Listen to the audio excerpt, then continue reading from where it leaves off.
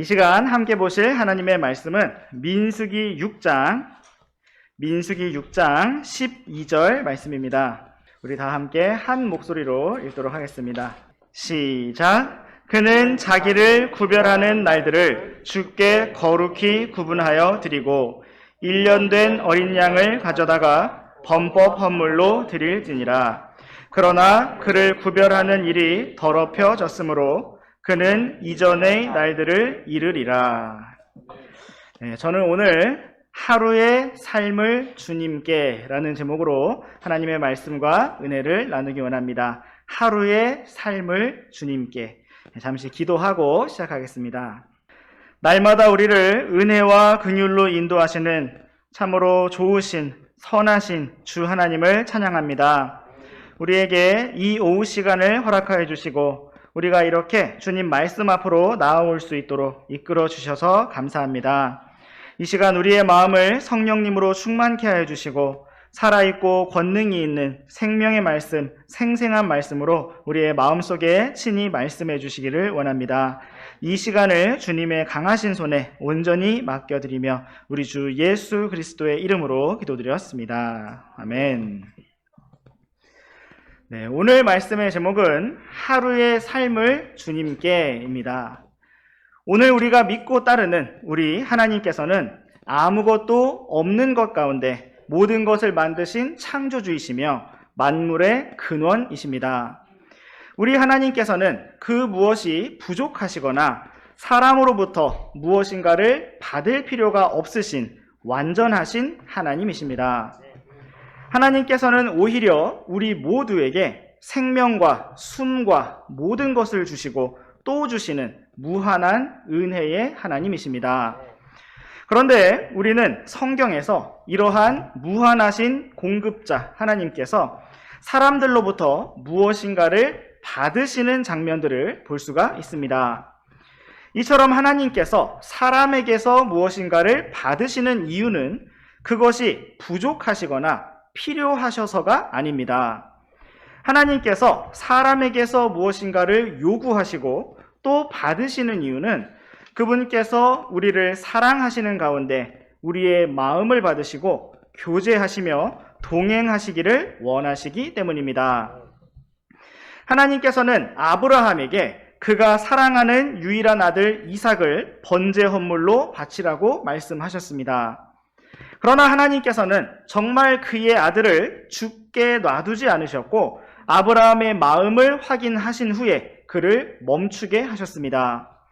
그리고 오히려 하나님께서는 이러한 아브라함과 이삭의 모습을 통해 자신의 독생자를 화해 헌물로 내어주시는 아버지 하나님의 마음이 어떠한지를 생생하게 알도록 보여주셨고 십자가 위에서 우리에게 독생자 예수님을 주셨습니다.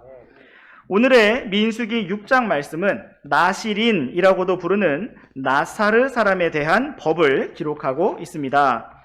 특별히 우리가 함께 읽은 민수기 6장 12절에서는 나사르 사람이 자기를 구별하는 날들을 주께 거룩히 구분하여 드린다는 말씀을 볼 수가 있습니다. 여기에서 우리는 나사르 사람이 무엇을 주님께 드리는 사람인가를 알 수가 있는데 그가 드리는 것은 자기를 주께 구별하여 드리는 시간들, 하루하루의 날들입니다. 하루의 삶을 주님께 라는 오늘 말씀의 제목처럼 자기 자신을 주님께 구별하여 드리는 하루하루의 날들을 어떠한 일정 기간의 날들을 주님께 드린다는 것입니다. 오늘 우리가 함께 민수기 말씀을 통해 이렇게 하나님 앞에 자신의 날들을 거룩히 구별한 나사르 사람을 살펴보면서 우리가 어떻게 우리의 하루의 삶을 주님께 드릴 것인지 묵상해 보기를 원합니다. 주님께서 이 시간을 붙잡아 주시고 큰 은혜로 이끌어 주시기를 원합니다. 이제 우리 함께 민수기 6장 1절부터 6절까지 말씀을 번갈아서 읽으시겠습니다. 주께서 모세에게 말씀하여 이르시니라. 이스라엘 자손에게 말하고 그들에게 이르라. 남자든 여자든 자기를 구별하여 나사르 사람의 서원으로 맹세하며 자기를 구별하여 주께 드릴 때에 그는 포도즙과 독주로부터 자기를 구별하고 포도즙의 식초나 독주의 식초를 마시지 말며 어떤 포도즙도 마시지 말고 생포도나 건포도도 먹지 말지니라. 그는 자기를 구별하는 모든 날 동안 포도나무에서 난 것은 씨부터 심지어 껍질까지 아무것도 먹지 말고 자기를 구별하기로 서원한 모든 날 동안 자기 머리에 삭도를 대지 말지니라. 그가 자기를 구별하여 주께 드리는 날들이 찰 때까지 그는 거룩할 것이요 자기 머리털을 자라게 할 것이며 자기를 구별하여 주께 드리는 모든 날 동안에는 어떤 시체에도 가까이 가지 말 것이니라. 네, 오늘의 말씀은 나사르 사람이라는 매우 특별한 서원에 대해서 말씀하시는 주의 말씀으로부터 시작되고 있습니다. 나사르 사람이란 2절 말씀에 기록된 것처럼 남자든 여자든 또 어떤 지파 출신이든 상관없이 누구든지 자기를 구별하여 주님께 드린 자를 가리키는 말입니다. 나사르 사람이라는 말은 히브리 말 나지르에서 나온 것인데 이것은 헌신된, 구별된 이라는 뜻입니다. 나사르 사람은 그 말의 의미 그대로 하나님께 구별되고 드려지고 헌신된 사람입니다. 이러한 나사르 사람이 되는 것에는 어떠한 자격이 따로 요구되지 않았고 남자든 여자든 자원하여 서원하는 사람이라면 누구든지 가능했습니다. 하나님께서는 모든 것의 창조주이시고 모든 생명의 주관자이시므로 사실 이 땅에 존재하는 모든 사람이 하나님의 소유입니다. 또한 광야에서 이 말씀을 듣고 있는 이스라엘 민족은 이집트의 속박으로부터 어린 양의 피로 구원을 받은 백성으로서 모두 하나님의 소유였습니다. 그럼에도 불구하고 하나님께서는 그들 중에서 또 다시 한번 남자든 여자든 자원하는 마음으로 자기를 구별하여 주께 드리는 사람들을 찾으셨습니다. 그리고 그들을 주께 구별된 사람, 주께 헌신된 사람, 바로 나사르 사람이라고 부르셨습니다. 하나님께서 이렇게 누구든지 자원하는 자가 자기를 구별하여 주님께 드릴 수 있게 하신 것은 이러한 자원하는 드림과 그 마음을 하나님께서 기뻐하셨기 때문입니다. 오늘 이 땅을 살아가는 구원받은 우리 성도들 역시 모두 하나님의 소유입니다. 하나님께서 만드셨기 때문에 그분의 창조물이요 작품으로서 그분의 소유이고 주 예수 그리스도의 피값으로 사셨기 때문에 그분의 소유입니다. 그러므로 성경은 하나님의 것인 너희 몸과 너희 영으로 하나님께 영광을 돌리라고 말씀하고 있습니다. 이처럼 우리 모두는 이미 하나님의 소유이지만 하나님께서는 오늘날에도 나사르 사람과 같이 자원하여 자신을 주님께 구별하고 드리는 사람들을 찾으십니다. 하나님께서 우리를 강제로 이끌지 않으시는 것은 무한하신 하나님께서 그러한 것을 필요로 하지 않으시기 때문이고 참으로 우리의 사랑의 응답과 감사의 열매와 자원하는 드림을 기뻐하시기 때문입니다. 우리 하나님께서는 우리의 찬양과 감사와 영광과 존귀를 받기에 합당하신 분이십니다. 그러므로 오늘도 우리가 자원하는 마음으로 우리 자신을 왕들의 왕이신 주님께 기꺼이 구별하여 드리고 주님과 함께 걸어가기를 원합니다. 이제 우리 다시 한번 민수기 6장 3절과 4절 말씀을 번갈아 읽어보시겠습니다. 그는 포도즙과 독주로부터 자기를 구별하고 포도즙의 식초나 독주의 식초를 마시지 말며 어떤 포도즙도 마시지 말고 생포도나 건포도도 먹지 말지니라. 그는 자기를 구별하는 모든 날 동안 포도나무에서 난 것은 씨부터 심지어 껍질까지 아무것도 먹지 말고. 네, 우리는 하나님께서 말씀하신 나사르 사람의 세 가지 규칙을 볼 수가 있는데 그 첫 번째 규칙은 바로 포도즙과 독주로부터 자기를 구별하고 포도나무에서 난 모든 것을 먹거나 마시지 않는 것입니다. 성경에서 포도나무는 기쁨을 상징하고 있습니다. 우리 잠시 사사기 9장 말씀으로 가보시겠습니다. 12절과 13절 말씀을 번갈아서 읽으시겠습니다. 이에 나무들이 포도나무에게 이르되 너는 와서 우리를 통치하라 하니 포도나무가 그들에게 이르되 내가 하나님과 사람을 기쁘게 하는 내 포도즙을 버리고 가서 나무들 위에 올라서야 하겠느냐 하니라. 네, 이 말씀은 기드온의 막내 아들이었던 요담이 아비멜렉을 대적하여 나무들의 비유를 들어 말한 것입니다. 이 비유에서 우리는 포도나무가 무엇으로 대표되고 있는지를 볼 수가 있는데 그것은 바로 기쁨입니다. 그렇다면 하나님께서 나사렛 사람에게 포도나무에서 난 모든 것을 금지하신 이유가 무엇일까요? 그것은 바로 하나님께 자신을 구별하여 드린 나사렛 사람이 세상의 모든 다른 쾌락들과 즐거움으로부터 구별되어야 했기 때문입니다. 마치 모세가 잠시 죄의 쾌락들을 즐기는 것보다 오히려 하나님의 백성과 함께 고난받는 것을 택하였던 것처럼 그렇게 나사렛 사람은 세상의 모든 기쁨보다 주님을 따르는 것을 기쁨으로 삼은 사람이기 때문인 것입니다. 그러나 나사렛 사람이 포도나무에서 난 것을 먹지 않는다고 해서 그에게 기쁨이 전혀 없거나 슬픔과 절망만 있었던 것은 아닙니다. 왜냐하면 주님께서 그의 기쁨이 되시기 때문입니다. 성령의 열매가 사랑과 기쁨이라고 말씀하신 갈라디아서 말씀처럼 우리에게는 주님을 따르는 기쁨이 충만합니다.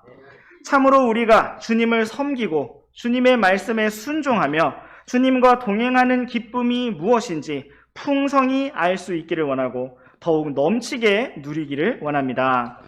이제 우리 다시 민수기 6장 말씀으로 돌아오셔서 민수기 6장 5절 말씀을 다시 한번 함께 읽으시겠습니다. 시작! 자기를 구별하기로 서원한 모든 날 동안 자기 머리에 삭도를 대지 말지니라. 그가 자기를 구별하여 주께 드리는 날들이 찰 때까지 그는 거룩할 것이요 자기 머리털을 자라게 할 것이며. 네, 하나님께서 나사렛 사람에게 주신 두 번째 규칙은 그의 서원한 모든 날 동안 머리를 자르지 않는 것입니다. 머리카락을 오랫동안 자르지 않아서 머리카락이 점점 더 길어지면 머리가 더욱 무거워집니다. 이처럼 나사렛 사람이 머리를 자르지 않는다는 것은 그가 철저히 하나님의 권위 아래서 순종하는 사람임을 상징적으로 보여주는 것입니다. 잠시 7절 말씀의 끝부분을 보시면 그의 하나님의 거룩히 구분하심이 그의 머리 위에 있기 때문이니라 라고 말씀하고 있습니다. 이처럼 나사렛 사람의 머리 위에는 하나님의 거룩히 구분하심이 있었고 그는 그러한 하나님의 구분하심과 권위와 질서 안에서 철저히 순종하는 사람이었습니다. 또한 그의 머리가 얼마나 길었는가 하는 사실은 그가 주님 앞에 드려져서 주님을 따랐던 날수가 얼마나 오래되었는가를 보여주는 표시가 되기도 하였습니다. 오늘날 우리는 나사렛 사람처럼 머리의 길이로 믿음의 길을 계산하지는 않지만 날마다 우리의 머리카락이 조금씩 자라나는 것처럼 그렇게 날마다 주님을 조금씩 더욱 참되게 따라가기를 원합니다. 이제 우리와 함께 민수기 6장 6절에서 8절까지 말씀을 번갈아서 읽으시겠습니다. 자기를 구별하여 주께 드리는 모든 날 동안에는 어떤 시체에도 가까이 가지 말 것이니라. 그는 자기 아버지나 어머니나 형제나 자매가 죽은 때에 그들로 인해 자기를 부정하게 만들지 말지니 이는 그의 하나님의 거룩히 구분하심이 그의 머리 위에 있기 때문이니라. 그는 자기를 구별하는 모든 날 동안 주께 거룩하니라. 네, 하나님께서 나사렛 사람에게 주신 세 번째 규칙은 자기를 구별하여 주께 드리는 모든 날 동안에 그 어떤 시체에도 가까이 가지 말아야 한다는 것입니다. 심지어 자기 아버지나 어머니나 형제나 자매가 죽은 때에도 그들로 인해 자기를 부정하게 만들지 말라고 말씀하셨습니다. 그 이유는 하나님의 거룩히 구분하심이 그의 머리 위에 있었기 때문입니다. 나사렛 사람에게 주신 이 세 번째 규칙은 제사장들에게 주신 것보다 훨씬 더 엄격한 것이었습니다. 우리 잠시 레위기 21장 말씀으로 가보시겠습니다. 레위기 21장 1절부터 3절까지 말씀입니다. 주께서 모세에게 이르시니라. 아론의 아들들인 제사장들에게 말하고 그들에게 이르라. 아무도 자기 백성 가운데서 죽은 자로 인해 자기를 더럽히지 말 것이니라. 그러나 제사장에게 가까이 있는 제사장의 친족, 곧 그의 어머니나 아버지나 아들이나 딸이나 형제나 그의 처녀 누이, 즉 그에게 가까이 있으면서 아직 남편이 없는 누이는 예외이니 그는 그녀로 인하여 자기를 더럽힐 수 있느니라. 네, 이 말씀은 아론의 아들들인 제사장들에게 주신 주님의 법입니다. 그들은 다른 백성들의 장례식에는 참석할 수가 없었고 죽은 자로 인해 자기를 더럽힐 수 없었습니다. 그러나 하나님께서는 제사장들의 친족이 죽은 경우에 자기를 더럽힐 수 있고 모든 장례 절차를 다 마칠 수 있다고 말씀하셨습니다. 그러나 나사렛 사람의 경우에는 이것보다 더 엄격한 규칙이 적용되었습니다. 그 이유는 그가 자기를 구별한 모든 날 동안 하나님의 거룩히 구분하심이 그의 머리 위에 있었기 때문입니다. 나사렛 사람에게 주신 세 번째 규칙은 오늘날 우리가 어떻게 살아계신 하나님을 따르고 섬길 것인지를 가르쳐 줍니다.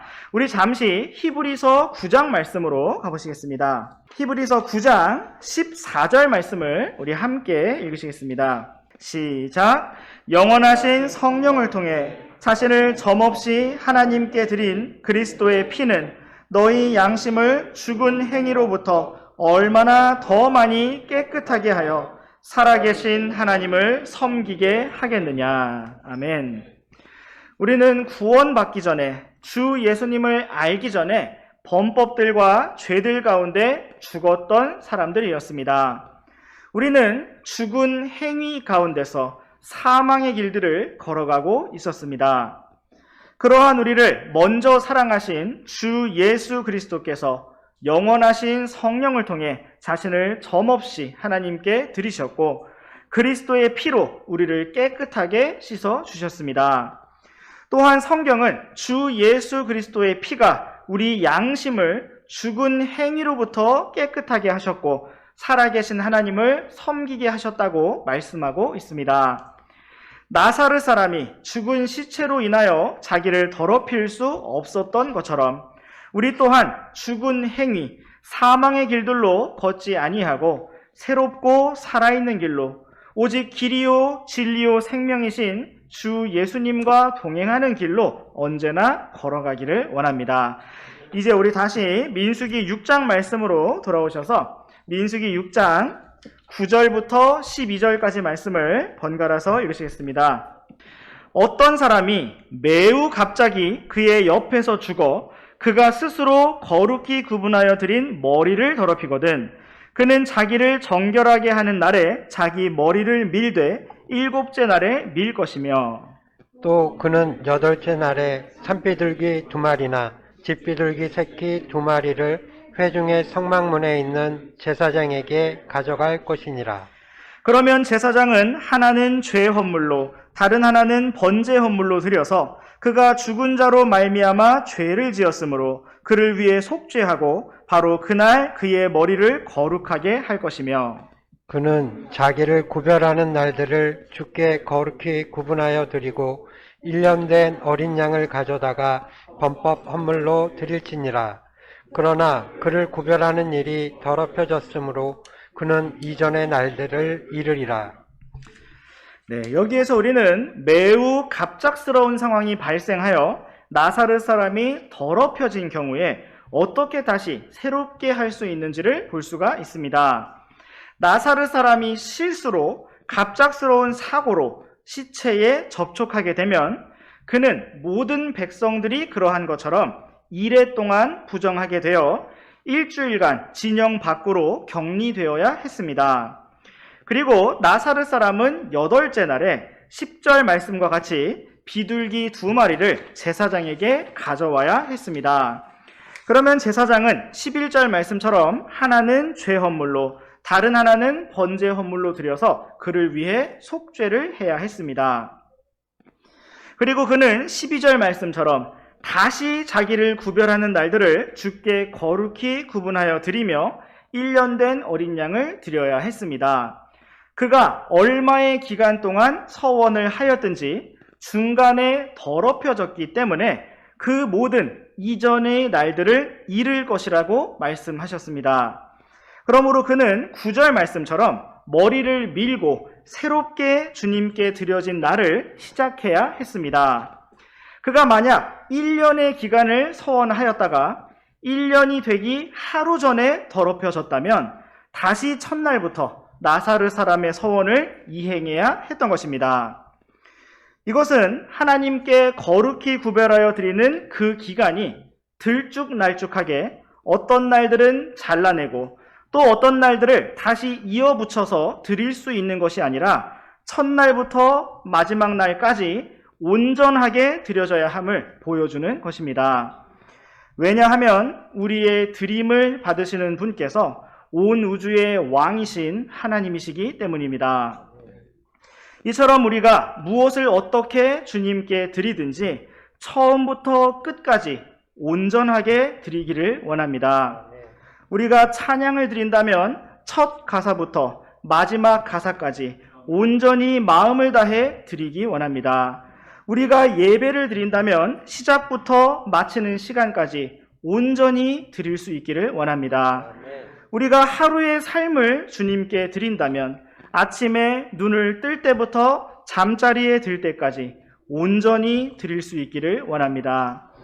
이제 우리 함께 민수기 6장 13절부터 17절까지 말씀을 번갈아 읽으시겠습니다. 나사렛 사람의 법은 이러하니라. 그를 구별한 날들이 차면 사람이 그를 회중의 성막문으로 데려갈 것이며 그는 주께 자기 헌물을 드리되 번제 헌물로 1년 되고 흠없는 어린 순양 한 마리와 죄 헌물로 1년 되고 흠없는 어린 암양 한 마리와 화평 헌물로 흠없는 순양 한 마리와 누룩 없는 빵 한 바구니와 고운 밀가루에 기름을 섞어 만든 납작한 빵들과 누룩을 넣지 않고 기름을 발라 만든 얇은 과자들과 그것들의 음식 헌물과 음료 헌물을 드릴 것이요.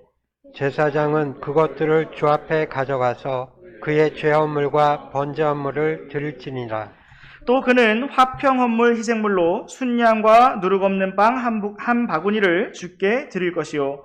제사장은 그의 음식 헌물과 음료 헌물도 드릴 것이니라. 네, 여기에서는 나사렛 사람이 자신을 거룩히 구별하여 드린 날들을 온전히 잘 보내고 모든 기간을 다 끝마친 경우에 어떻게 행해야 할 것인가를 말씀하고 있습니다. 13절 말씀과 같이 나사렛 사람의 구별한 날들이 다 차면 그는 회중의 성막문으로 가서 제사장에게 헌물을 드려야 했습니다. 그는 14절 말씀과 같이 번제 헌물로 1년 되고 흠없는 어린 순양 한 마리를, 죄 헌물로 1년 되고 흠없는 어린 암양 한 마리를, 그리고 화평 헌물로 흠없는 순양 한 마리를 드려야 했습니다. 또한 15절 말씀처럼 누룩 없는 빵 한 바구니와 여러 과자들을 음식 헌물과 또 음료 헌물로 드려야 했습니다. 나사렛 사람이 모든 기간을 마치는 날에 번제 헌물을 드리는 것은 그동안 그의 삶이 전부를 불태워 드리는 번제 헌물과 같이 그렇게 온전하게 다 드려졌음을 나타내 보여주는 것입니다. 또한 그가 죄 헌물을 드렸다는 것은 그렇게 온전히 다 드려서 주님을 섬겼던 그 모든 헌신과 드림에도 주님의 보혈과 은혜가 여전히 필요하다는 사실을 인정하는 것입니다. 또 화평 헌물을 드린 것은 주님께서 그 모든 부족한 드림을 기뻐 받아주시고 화평으로 응답하셨기 때문에 감사를 드릴 뿐만 아니라 화평 헌물을 이웃들과 백성들과 함께 나눠 먹으면서 다 같이 주님을 찬양하고 감사를 드리는 것입니다. 이처럼 우리의 헌신과 섬김은 전부를 다 불태우는 번제 헌물과 같아야 합니다. 또한 우리의 모든 섬김과 헌신과 희생 위에는 언제나 주 예수님의 보혈과 은혜가 필요합니다. 또한 우리의 드려짐에는 주님과 함께 누리는 그 화평에는 언제나 형제 자매들과의 화평이 필요합니다. 참으로 우리가 이러한 나사르 사람과 같은 길로 걸어가기를 원합니다.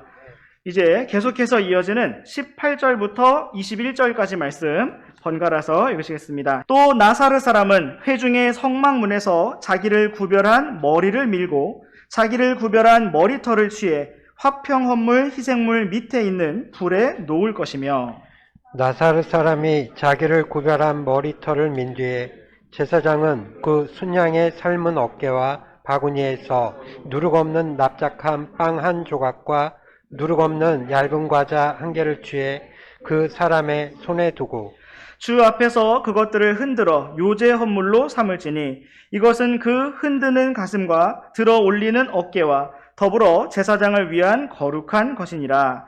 그 뒤에야 나사르 사람이 포도즙을 마실 수 있느니라. 이것은 서원한 나사르 사람에 관한 법이요 또 그가 자기를 구별한 것으로 인해 주께 드리는 헌물에 관한 법이니라. 이 외에도 그는 자기 손이 얻는 대로 드릴 것이나 자기가 맹세한 서원에 따라 자기를 구별하는 법대로 반드시 그렇게 할 것이니라. 네, 마지막으로 나사르 사람이 주님께 드리는 것은 바로 그의 머리털입니다. 그는 자기 머리를 밀고 18절 말씀과 같이 화평 헌물 희생물 밑에 있는 그 불에 자기 머리털을 놓아야 했습니다. 그동안 주님을 위해 거룩히 구별했고 주님과 동행했던 모든 날수를 보여주는 그 머리털을 제단의 불 속에 놓는 것입니다. 이것은 마치 우리가 그리스도의 심판석에서 우리의 모든 일들을 내려놓고 그 일이 어떤 종류인지를 불로 시험하게 될 그 날을 보여주는 것과 같습니다. 우리는 각자 걸었던 그 믿음의 길, 구원받은 이후에 행했던 모든 일들을 불 가운데 내려놓게 될 것입니다. 참으로 그날 우리의 일들이 금과 은과 보석으로 드러나고 칭찬과 영광과 보상으로 넘치게 기뻐할 수 있기를 원합니다. 20절 말씀에서는 이렇게 나사르 사람이 모든 일을 다 끝마친 뒤에 포도즙을 마실 수 있다고 말씀하셨습니다. 이 말씀과 같이 우리는 믿음의 선한 싸움을 다 싸우고 달려갈 길을 모두 마치고 그리스도의 심판석을 다 지난 뒤에 주님과 함께 모든 성도들과 함께 영원히 기뻐하게 될 것입니다. 우리 주 예수님께서도 제자들과 최후의 만찬을 드시면서 하나님의 왕국에서 다시 새롭게 그들과 함께 마시는 그 날까지 포도나무 열매에서 난 것을 다시는 마시지 아니하시겠다고 말씀하셨습니다. 우리는 어린 양의 혼인잔치에서 주님과 함께 큰 기쁨을 누리게 될 것입니다. 참으로 그러한 기쁨의 날이 속히 오기를 원합니다. 계속해서 21절 말씀에 기록된 말씀과 같이 나사르 사람은 무엇이든지 자기 손이 얻는 대로 자원하여 더 드릴 수 있으나 지금까지 말씀하신 것들에서는 뺄 수가 없고 하나님께서 말씀하신 법대로 반드시 그렇게 드려야 할 것이라고 말씀하고 있습니다. 이와 같이 우리도 언제나 주님의 말씀대로 순종하며 걸어가기를 원합니다. 이제 우리와 함께 민수기 6장 22절부터 끝까지 27절까지 말씀을 번갈아서 읽으시겠습니다. 주께서 모세에게 말씀하여 이르시니라.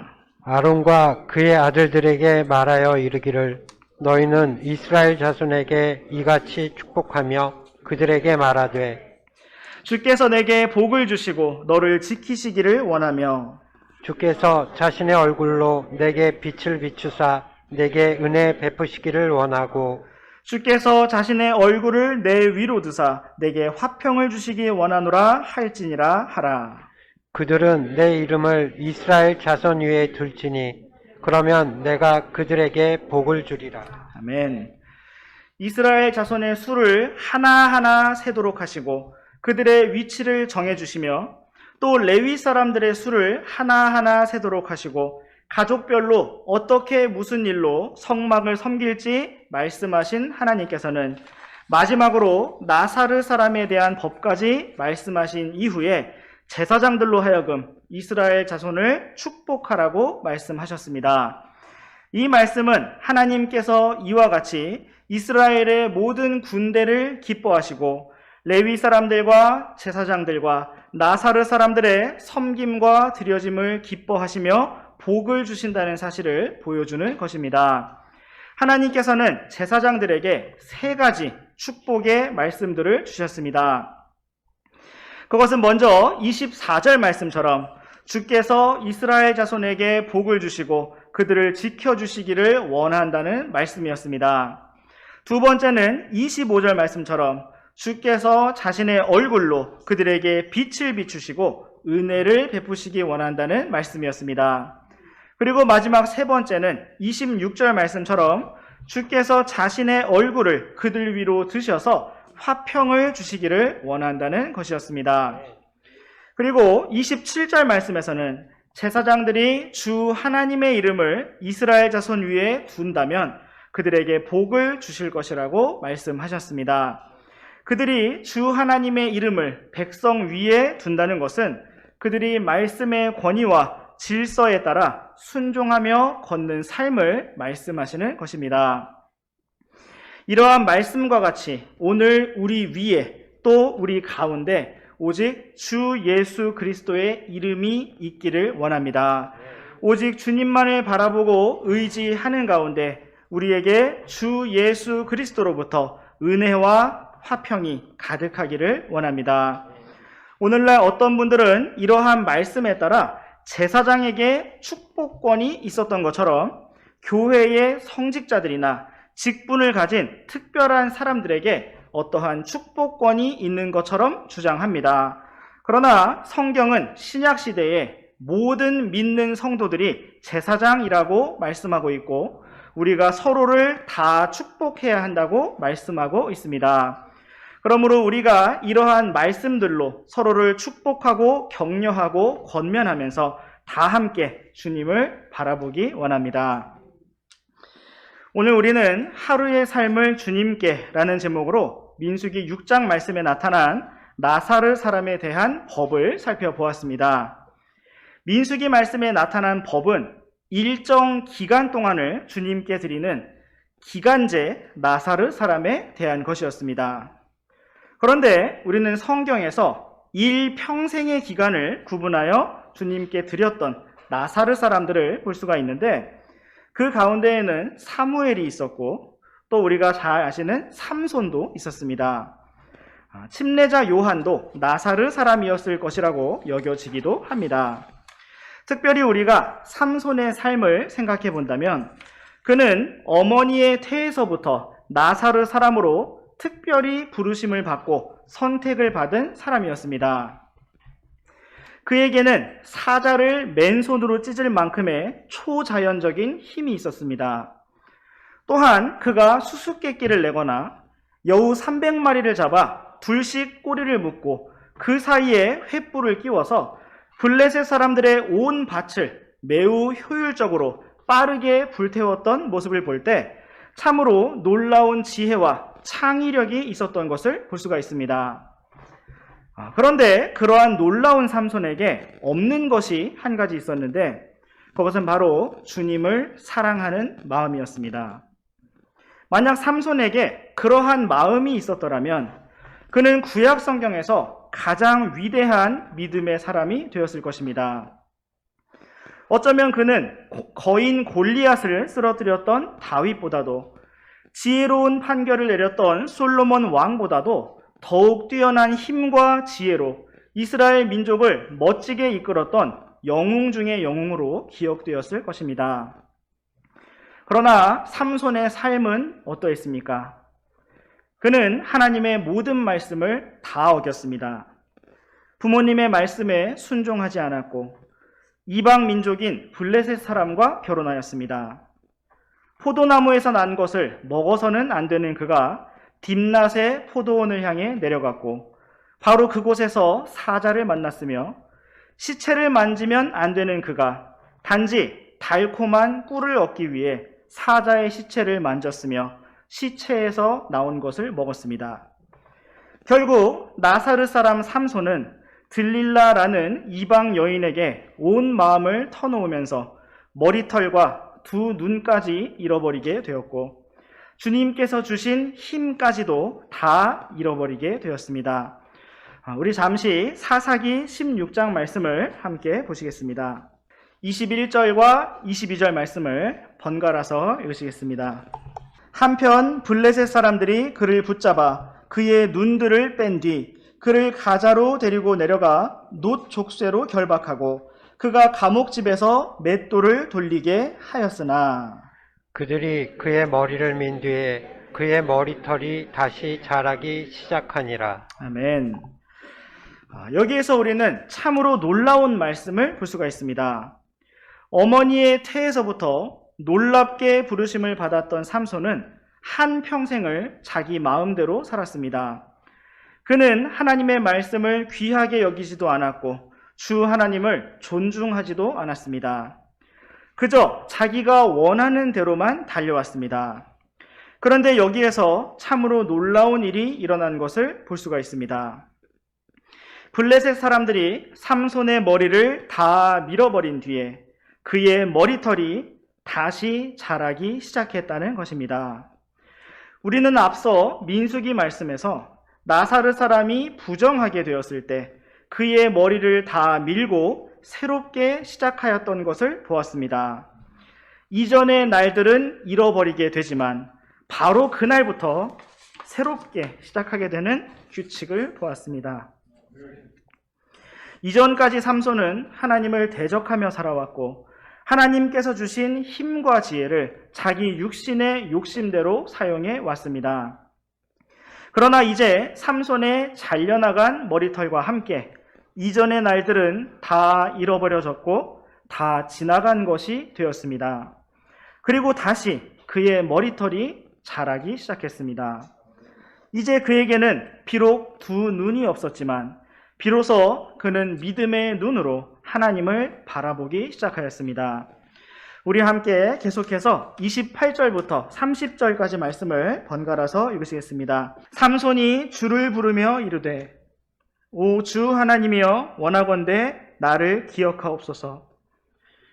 오 하나님이여 원하건대 이번 한 번만 나를 강하게 하사 블레셋 사람들이 내 두 눈을 뺀 것을 내가 단번에 원수 갚게 하옵소서 하고는 그 집을 지탱하며 받쳐주던 두 개의 중간 기둥을 붙잡되 하나는 오른손으로 다른 하나는 왼손으로 붙잡고 이르되 나를 블레셋 사람들과 함께 죽게 하소서 하며 힘을 다하여 몸을 굽힘에 그 집이 무너져 그 안에 있는 귀족들과 온 백성을 덮치니 이로써 그가 죽을 때에 죽인 자들이 살았을 때에 죽인 자들보다 더 많았더라. 여기에서 우리는 삼손이 마지막으로 주 하나님을 부르며 기도한 것을 볼 수가 있습니다. 그리고 그는 자신에게 주셨던 사명인 블레셋 사람들을 심판하고 멸망시키는 일에 이렇게 마지막으로 사용을 받았습니다. 이때 그의 머리털이 과연 얼만큼 자라 있었을까요? 어쩌면 눈에 보이지도 않을 정도로 몇 밀리미터 아주 조금 자랐을 것입니다. 그러나 하나님께서는 이전의 날들을 다 지나가게 하셨고 매우 짧게 자라난 그의 머리털만큼 그가 새롭게 시작한 것을 보셨습니다. 그리고 그의 이 마지막 하루, 그 짧은 기도에 놀랍게 응답하셨습니다. 이제 우리 함께 마지막으로 히브리서 11장 말씀을 보시겠습니다. 히브리서 11장 32절 말씀을 우리 다 함께 읽으시겠습니다. 시작. 내가 무슨 말을 더 하겠느냐? 기드온과 바락과 삼손과 입다와 또한 다윗과 사무엘과 대언자들에 관하여 말하려면 내게 시간이 부족하리라. 아멘.